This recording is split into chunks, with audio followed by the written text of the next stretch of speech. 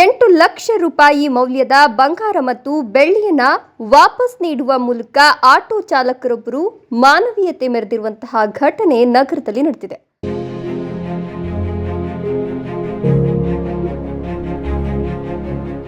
ಹುಬ್ಬಳ್ಳಿಯ ನಾಗರಾಜ್ ಎನ್ನುವವರ ಆಟೋದಲ್ಲಿ ನಗರದ ಗೋಕುಲ ಬಸ್ ನಿಲ್ದಾಣದಿಂದ ಹೊಸೂರು ಬಸ್ ನಿಲ್ದಾಣದವರೆಗೆ ಮೂವರು ಪ್ರಯಾಣ ಮಾಡಿದ್ದಾರೆ. ಈ ವೇಳೆ ಆಟೋದಿಂದ ಇಳಿಯುವಾಗ ಗಡಿಬಿಡಿಯಲ್ಲಿ ಧಾರವಾಡದ ನಿಸಾಮುದ್ದೀನ್ ಕಾಲೋನಿ ಮಹಿಳೆಯೊಬ್ಬರು ತಮ್ಮ ಬ್ಯಾಗ್ ಅನ್ನು ಆಟೋದಲ್ಲೇ ಬಿಟ್ಟು ಹೋಗಿದ್ದಾರೆ.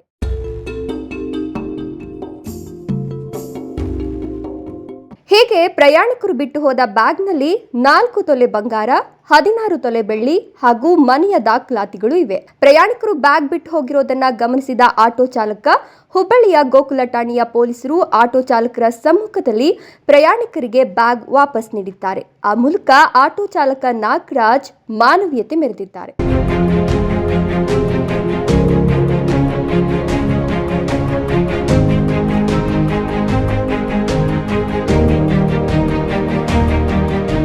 ಸದ್ಯ ನಾಗರಾಜ್ ಅವರ ಕಾರ್ಯಕ್ಕೆ ಮೆಚ್ಚುಗೆ ವ್ಯಕ್ತವಾಗಿದ್ದು ಆಟೋ ಚಾಲಕನ ಮಾನವೀಯತೆಗೆ ಪೊಲೀಸರು ಕೂಡ ಸನ್ಮಾನ ಮಾಡಿದ್ದಾರೆ.